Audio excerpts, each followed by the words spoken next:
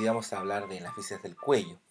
Van a haber otros videos para que podamos repasar también las materias con respecto al cuello, pero vamos a ver las partes viscerales. En la primera presentación yo les quiero mostrar un corte transversal del cuello donde podemos observar distintas estructuras que podemos segmentar de acuerdo al corte. Podemos observar entonces la zona periférica.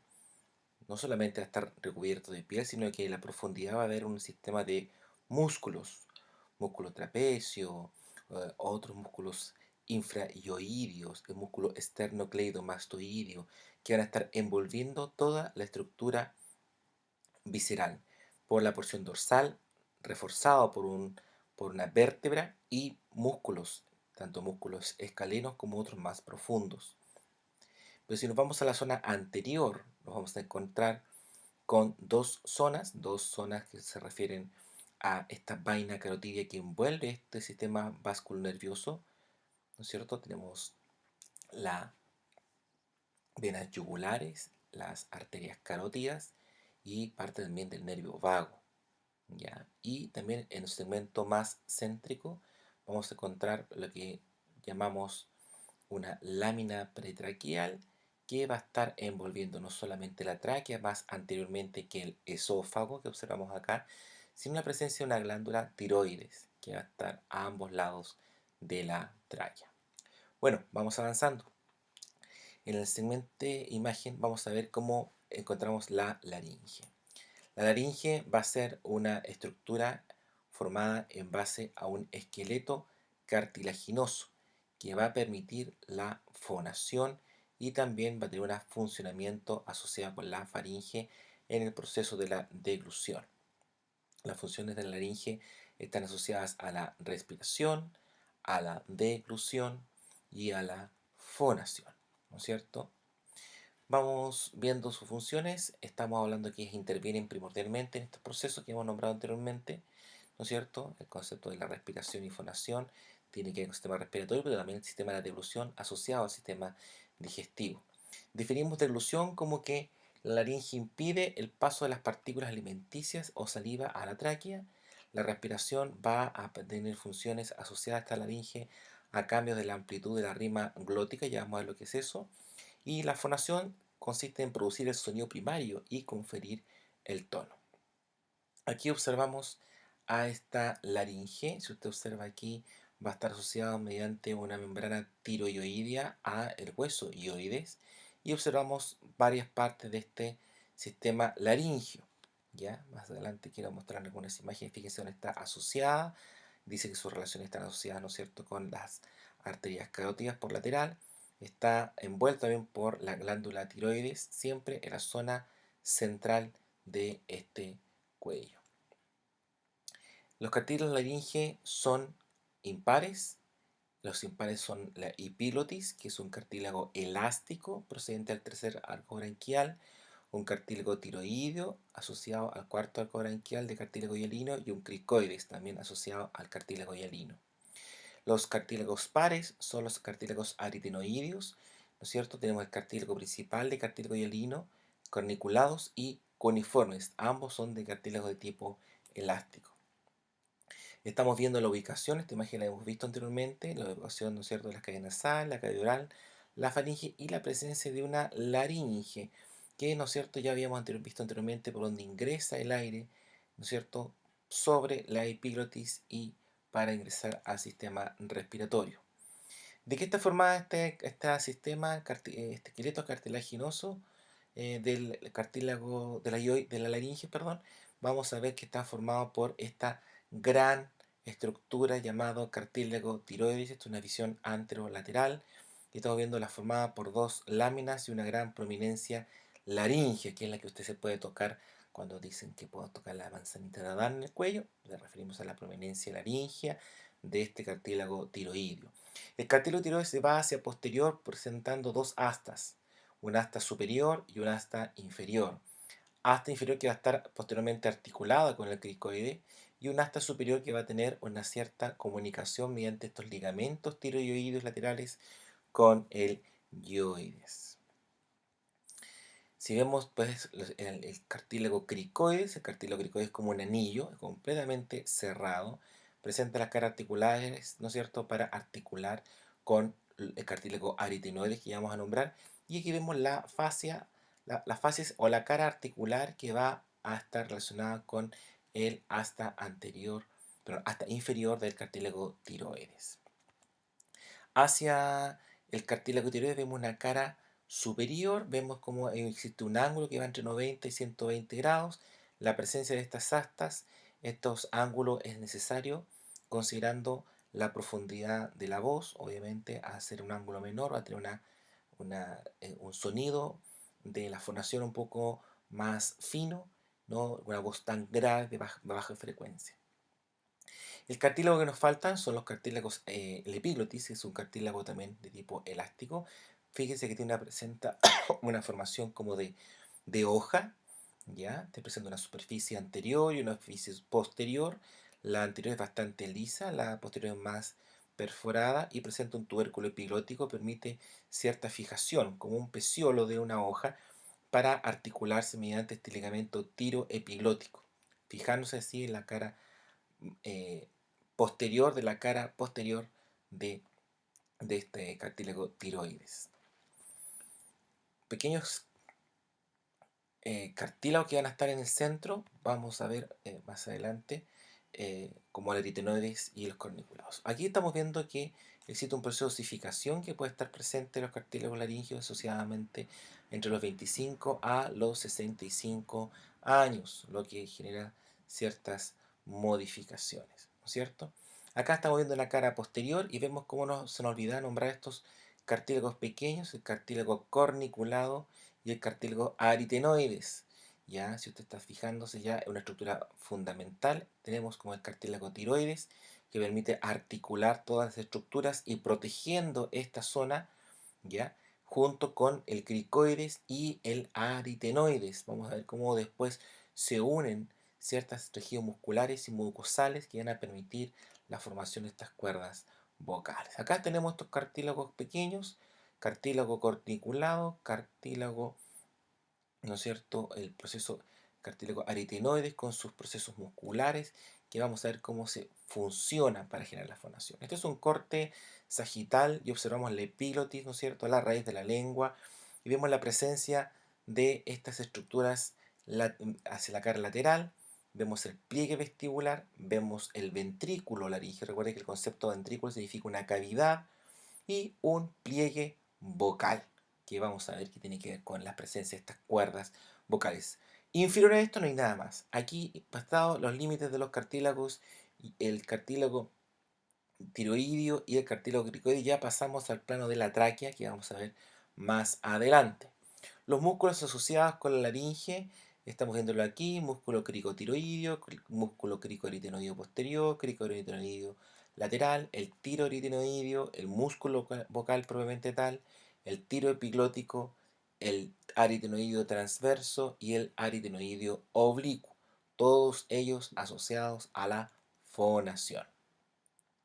Si usted va viendo a medida que vamos agregando un poco de tejido muscular al esqueleto cartilaginoso que hemos provisto, vamos agregando la presencia de este músculo cricotiroideo, vemos la porción oblicua del músculo cricotiroideo, vamos viendo la porción del músculo aritenoideo oblicuo y transverso y la presencia de un músculo cricoaritenoideo posterior.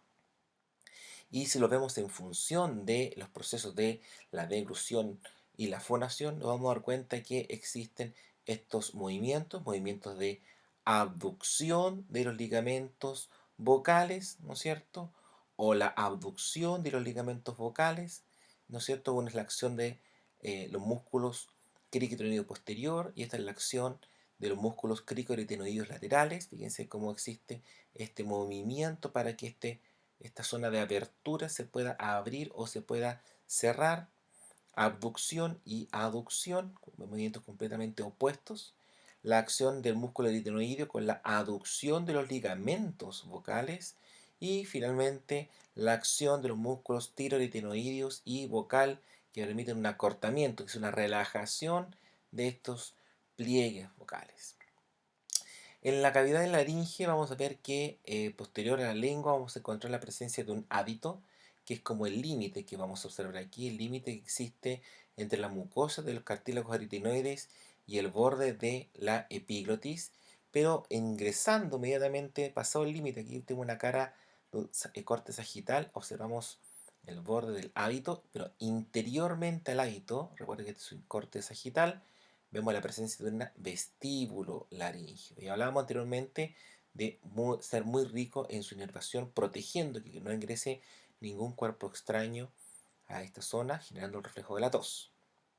Hacia el lateral vamos a encontrar una cavidad a ambos lados, derecho e izquierdo, encontramos estos ventrículos laringeos y fíjense que se forman dos pliegues, uno que sea el pliegue vestibular y otro que va a ser el pliegue vocal propiamente tal. ¿Ya? Esto va a permitir la formación de lo que llamamos las cuerdas vocales falsas, lo que va a ser el pliegue vestibular, que va a ser lo que va a estar más lateral, y hacia más medial vamos a encontrar la presencia de estas cuerdas vocales verdaderas que se refieren a este pliegue vocal. Fíjense cómo vamos a observar a distintos ejercicios, como la respiración en reposo, cómo se abre, ¿no es cierto?, esta abertura. Esta abertura es lo que nosotros le vamos a llamar la rima. La rima que va a permitir la formación, que es una abertura, y esto es lo que llamamos glotis. Por lo tanto, la glotis se abre, se distancia, se cierra completamente en el proceso de la fonación, o un cierre forzado, o ante el proceso de la deglución, nos observa, producto que esta epiglotis, como dice aquí, se balancea hacia abajo del aritenoides.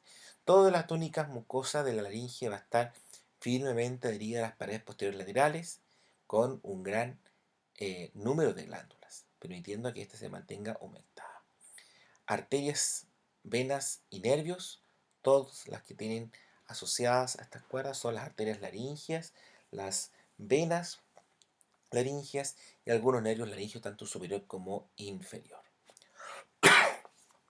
Pasando a un plano de la tráquea, nos observamos que la tráquea es un tubo, ¿no es cierto?, que va a estar formado por un sistema cilíndrico. Si usted ve aquí, esto es un corte transversal de tráquea. Esta tráquea va a estar desde el borde inferior del cartílago cricoides a la altura de la sexta vértebra cervical y posteriormente se va a ingresar hasta el tórax, encontrando una porción traqueal cervical y una porción traqueal torácica. Si ustedes vamos viendo, la tráquea está anterior al esófago. Ya vamos a hablar de aquello.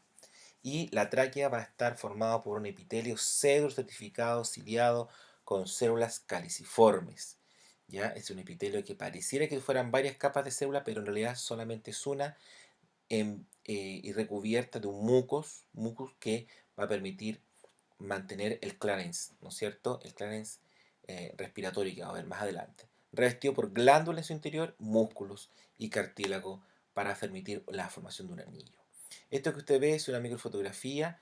Fíjese cómo se mueven los cilios. Estos cilios se mueven cerca de 16 movimientos por segundo. Este movimiento ciliado va a permitir el traslado del mucus y la captura de cualquier cuerpo extraño de menos de 0,5 milímetros de tamaño.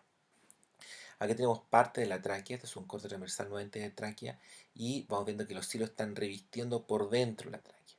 ¿Ya? Toda la tráquea está formada por esta serie de anillos incompletos, completamente incompletos. Aquí tenemos la formación de un cartílago de tipo hialino, y cada uno de estos segmentos son trozos de cartílago que van a permitir cierto grado de flexibilización, ¿ya? Hasta llegar a una zona que se llama carina traqueal, que es como usted ve una forma de una base y dos salidas, para posteriormente formar los bronquios, que también van a estar formados por estas placas de tejido cartilaginoso. ¿Cómo es la anatomía traqueal del lactante? En realidad está asociado a su desarrollo, obviamente es una vía aérea menos estable y existe una escasa cantidad de colágeno y elastina en la estructura traqueal. El clarence mucociliar, que es este movimiento ciliar que permite el traslado junto con el mucus de todos los elementos extraños hacia arriba, dice que es menor en el lactante, por eso es que permite que la probabilidad de infecciones es mayor. El esófago es este gran tubo, si usted ve esta una imagen posterior, aquí vemos parte de la aorta, la aorta torácica que desciende hacia inferior, de una vista posterior, pero vemos que el esófago va muy al lado, posterior a la tráquea. Este se extiende desde la C6 hasta la T11. Es un órgano que tiene que ver con la conducción del alimento. Aquí no hay absorción nutricional, solamente es la conducción del alimento desde la laringofaringe hasta que llegue finalmente en el estómago, en el abdomen. ¿Existe peristaltismo intestinal? Por supuesto, y junto con la gravedad son los que permiten que este alimento pueda llegar finalmente hacia el estómago. Nos referimos principalmente a la porción cervical, que mide más o menos 5 centímetros, y existen constricciones, como que las que existen en su origen, ¿no es cierto?, en la zona laringofaringe, al cruzar el arco aórtico, tiene que ver más o menos como en esta zona, al bronquio principal izquierdo, ¿no es cierto?, y finalmente al atravesar el diafragma. De tal manera que al ver la raíz del cuello observamos, ¿no es cierto?, la presencia, ¿no es cierto?, de estas pleuras cervicales. Ya vamos a ver cuando veamos el sistema respiratorio, la tráquea y el esófago. Recuerda que el esófago es un tubo colapsado, ya no así la tráquea, ya, que va a permitir el funcionamiento. Con respecto a la irrigación, vamos a terminar hablando de que existen grandes vasos que van a permitir irrigar parte del cuello, ¿no es cierto? Tenemos la arteria común izquierda, tenemos la arteria, así también existe una, derecha, y así también existe una izquierda, tenemos la arteria carótida externa derecha y la interna. Vamos a ver una imagen un poco mejor. Aquí vemos cómo esta, ¿no es cierto?, esta carótida primitiva logra dividirse en una arteria carótida interna y una arteria carótida externa, la cual va a permitir entregar nutrición hacia la arteria lingual y formando también parte de estas arterias faringias y otras que van a permitir la nutrición de la base de la cavidad oral. Esta es una vista anterior y vemos como también parte del cuello es irrigado gracias a la presencia de estas arterias vertebrales y pequeños ramos arteriosos que van a permitir la irrigación de la base de este cuello. A nivel venoso, el drenaje está asociado mediante esta vena yugular que drena toda la sangre venosa del rostro y la cabeza. También viene del encéfalo, fuertemente asociado a los linfonodos, que por ejemplo el nódulo yugulogástrico, los nódulos retrofaringios, muy revestido, permitiendo drenar así todo este sistema linfático. Con respecto al drenaje, vamos a pasar a ver cómo está bajo la laringe la presencia de esta glándula llamada glándula tiroides.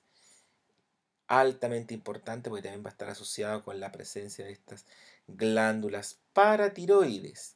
La glándula tiroides tiene que ver con la liberación de T3 y T4. Estamos hablando de triiodotironina y tetraiodotironina y la presencia de las células principales y las células C que van a permitir la liberación de la calcitonina y la paratormona por parte también de esta glándula tiroides y paratiroides.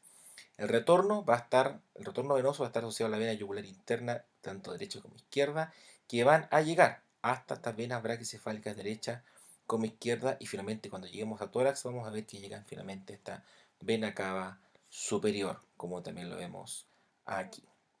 Esta imagen es más que nada de mostrar la presencia de esta glándula tiroides. Está formada por dos lobos y una zona central llamada puente que va a estar abrazando bajo el cartílago tiroides. ¿Ya? Esta glándula tiene que ver con el mantenimiento del medio interno. A nivel del plano superficial vamos a ver un gran sistema venoso, ¿ya?, que van a estar drenando. Siempre recordemos, las venas son más superficiales que las arterias, por lo tanto este sistema va a ser más visible o palpable. En el sistema nervioso vamos a ver la presencia de los nervios raquídeos. Vamos a explicar eso un poco más en la hora mixta.